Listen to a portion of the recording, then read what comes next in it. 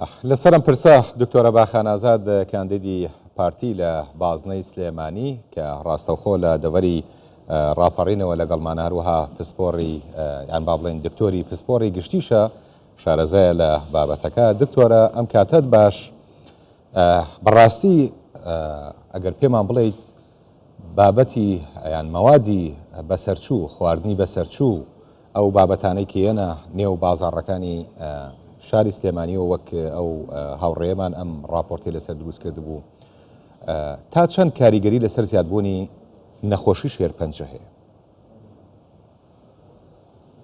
سپاس بۆ ئێوە بۆم دەرفەتە دەستخۆشیتان لە یەکەم. بەڕاستی بەداخەوە خەڵکی پارێزگای سلێمانی و هەڵەبجە دەڤەری ڕاپەڕین و گەرمیان وەکو لەگەڵ ڕێزمە لەلایەن حیزبی دەسەڵاتەوە وەکو مشکێکی تاقیگەی لێ هاتووە. هەرچی خواردنی خراپ و دەرمانی ماوە بەسەرچوو بێکوالێتیە داخەڵی سنووری پارێزگای سلێمانی و ئەم دەڤەرەکرێت و دەرخواردی ئەم خەڵکە درێ. جاران ئەگەر لە 1000 کەسا 1 کەس سەرەتانی بواە ئێستا سەیرەکەی لە نێو هەموو ماڵێکە ئەبینی نەخۆشیێکی شێرپەنجە هەیە، زەخت هەیە، شەکرە هەیە، نەخۆشیە درێژخایەنەکان زۆر زیادیان کردووە بە تایبەتی نەخۆشیەکانی دڵ و بۆریەکانی دڵ. بە تایبەتی ئەوەی کە لە ئێستای لە پارێزگای سلێمانی کۆنتترۆڵ ناکرێت نەخۆشی شێرپەنجەیە کە سەبەبی ڕئیسیشی حیزبی دەسەڵات یەکێتی نیشتیمانی کوردستانە لەو دەڤەرە. ئەنوو دێمە چاکسازیەکەین و لە دوای 8 تەمووزە و نایڵین مەوادی قاچاق بێت، بەڵام بەداخەوە سەیرەکەین پێش 8 تەمووز داخلکردنی کۆنتیرێنی مەواد و خواردنی ینی قاچاق و بەسەرچوو بە دەفتەرێک و 20 وەرەقە بوو، بەڵام لای دوای ئەوەی کە لە تەسەرۆکەکەی تریان لابرد کردویانە ئێستا بە 8 وەرەقە بە 8 وەرەقە کۆنتینەرێک داخڵەکەن لە خاڵە سنووریەکانەوە بە فەرمی. کۆمەڵێک فەرماندەی عەسکەریان هەیە ئەگەر دیقەت بی لە خاڵە سنووریەکان ئەوەی کە چاودێریەکات بەشی ئۆپراسیۆنەکانی ئاساییشە کە ئیشی ئەو نییە، وە کۆمەڵی کەسی ناو دشە تیرۆرە کە ئیشی ئەوان نییە،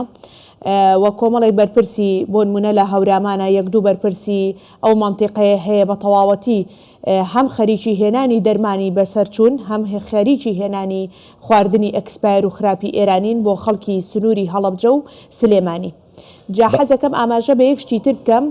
بە حساب بەڕێوبەرایەتی تەندروستی سلێمانی لەگەڵ بەڕێوبەرایەتی تەندروستی هەڵەبجە ئێمە تاقیگەیەکمان هەیە بە ناوی تاقیگەی ناوەندی خۆراکەوە لەسەر مەرزەکان دانراون علەساس مۆر ئەدا لەو خواردنا کە ئایا بۆ خواردن شیاوە لە کوالێتی کۆنتترۆڵا دەرچووە یان نا. ئەمەش هەمووی بە پارە ئەکەن، بەرتیل وەرەگرن، پارەیەکی زۆر سەرانەیەکی زۆر وەرەگرن، زۆر جار کشمیشی بەسەرچوو، مێوژی بەسەرچوو، سەر و پێ یعنی خۆتەزانی بابەتی جگەر و گۆشت و سنگ و دوگ و ئەمانە لە ماوەی 24 کاتژمێرە بۆ گەنەکە خراپە بێ. ئەوانەش داخڵ ئەکەن، بەڵام بە پارەیەکی خەیاڵی هەمویان پشکیان هەیە هەر لە ڕئیس سەحەوە هەتاوەکو تاقیگەی ناوەندی خۆراک و هەتاوەکو ئەو مەسوولەی مەوادە قاچاقەکە داخڵەکە پشکیان هەیە و پاراکەن. ئێمە بە تۆماری دەنگی لە لامانە تاقیگەی پێشووی خۆراک لە هەڵەبجە ئەڵێ بەڕێوبەری تەندروستی هەڵەبجە پێی وتوم ئەم وەسڵە 6 ملیۆنیانم بۆ بکە بە 9 ملیۆن دینار، یعنی تەنانەت ئەو وەسڵی کە پارانی بڕیویانە ئەیانەوێت فێڵی تیا بکەن، تەزویری تیا بکەن، پارەیەکی زیاتر لە وەسڵەکانی شابکەن. زۆر باشە دکتۆرە، ینی قسە لەسەرەوە کرا کە ئەوان ڕێگریەکەن لەوەی کە لە خاڵە سنووریەکانەوە ئەم بابەتانە بێنە ناو خاچی هەرێمی کوردستان بە تایبەتی بۆ وەکووتی بۆ پارێزگای سلێمانی و هەڵەبجە و ئەو دەڤەرانەی دیکە. ئەوەی کە دێت گوایە لە شوێنە ناڕەسمیەکانەوە دێت بۆ ئەو مەنتیقانە. بەڵێ خۆتەزانی ئێستا پارێزگای سلێمانی و هەڵەبجە زۆرترین مەرزی لەسرە بە پەروێزخان و باشماخ و سەیرانبەن و مەرزی پشتە و شوشمێ و زۆربەی هەرە زۆری کێلێ و چەندین مەرزی لابەلاشیان کردوتەوانێت کە لە هیچ وڵاتێکی دنیاە نییە ئەمانە هەڵەستن لە ڕێگای کەرەوە لە ڕێگای وڵاخەوە عیلاجە هێنن خواردن ئەهێنن کە ئەمە نایاساییە هەر خۆی دەرمان دەبێت بە شێوەیەکی تەندروست بگوازرێتەوانێ خواردنەکان بە تایبەتی ئەو گۆشتانی کە بەستون دەبێت لە ڕێگەی بەڕادەوانێ بگوازرێتەوە، بەڵام ئەمان هەموو ئەم مەوادانە بە شێوەیەکی نایاسایی کە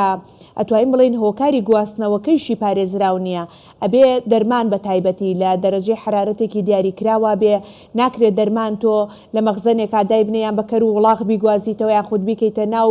MDF ئەوانێ بیگوازیتەوانێ و ئەمە جگەلەوەی کە لە خاڵە لاوەکیەکانە ئەم شتانە داخڵ ئەکەن، بەڵام خۆ لە مەرزە ئەساسیەکانی شەوانێ بەپارە هەموو خەڵکێکی ئەم شارە ئەزانێت کە کۆنتینەری بە 80 گەڵایە و بڕۆ تەقەی معاملەیانیەت لەگەڵ بەرپرسانی یەکێتیە و قاچاقچێتیەکەن. قاچاقچێتیەکەن ئیتر گرنگ نییە بۆیان ئەوان سەرڕای ئەوەش یعنی برای بەڕێزم ئەوان چیان کردو مەعمەلی دەرمانیان کردوتەوە لە ناوجەرگەی سلێمانیە و ئەو کەسەشیان کە معمەلەکەی کردوتەوانێ بەرپرسە لە دزینی هەموو ئەو پارانەی کە لە ناو نەخۆشخانەی هیوایە تەرخان کرابوو بۆ دەرمانی نەخۆشخانەی هیوا. یەکێکی تر لەو خاڵانی کە پێویستە خەڵکی سلێمانی بیزانی ئەوەیە کە بەرناوی بەڕێوەبەرایەتی تەندروستی سلێمانیەوە برای بەڕێوبەری تەندروستی خۆی پزیشکی ددانە کراوە بە بەرپرسی کڕینی دەرمان کە هیچ ڕەبتێکی بە دەرمانەوە نییە، کە هیچ فڕی بەسەر دەرمان و بابەتی دەرمانسازیەوە نییە. ئایا لەو شارەی ئێمە دەرمانساز نییە؟ کەسی سەیدەلانی شارەزان نییە بڕوات لە لیژنەی کڕینی دەرمانابێ؟ هۆکار چییە کەسێکی دان هەڵکێشیان هێناوە کردویانە بە بەرپرسی کڕینی دەرمان لەبەر ئەوەی ئەوان مامەڵەکانیان بەو شێوەیە تەنسیقیان کردو لەگەڵ کۆمپانیایەکی دەرمانە، ئیتر ئایا ئەو کۆمپانیایە کە سەر بە حیزبی دەسەڵاتی خۆیانە عیلاجی بەسەرچێنن و لەسەر حسابی حکومەتی هەرێمی کوردستان بە باشترین دەرمان حسابیان کردووە لەسەر هاوڵاتیانی سلێمانی و هەڵەبجە و دەڤەری ڕاپەڕین و گەرمیان. بە حسابی ئەوان باشترین دەرمانەکڕن بۆ خەڵکە لە کاتێکا ئەو دەرمانانە بەسەر چوون پاکەتەکانیان لە وڵاتی سینەوە دروستەکرێ و تەنانەت لە ماوەکانی ڕابردووە دەرمانێکیان هێنا بوو بە ناوی وڵاتی سویسراوە، وڵاتی سویسرا و شەریکەکە هاتە سەرخەت وتی داواتان لێ ئەەکەم ئەو دەرمانانە تەزویرە بە هیچ شێوەیەک پەیوەندی بە شەریکەی دەرمانەکەی ئێمە نییە. زۆر باش. دکتۆرە باخان ئازاد کاندیدی پارتی لە بازنەی سلێمانی لە دەڤەری ڕاپەڕینەوە لەگەڵ ئێمە بووی. سپاس بۆت.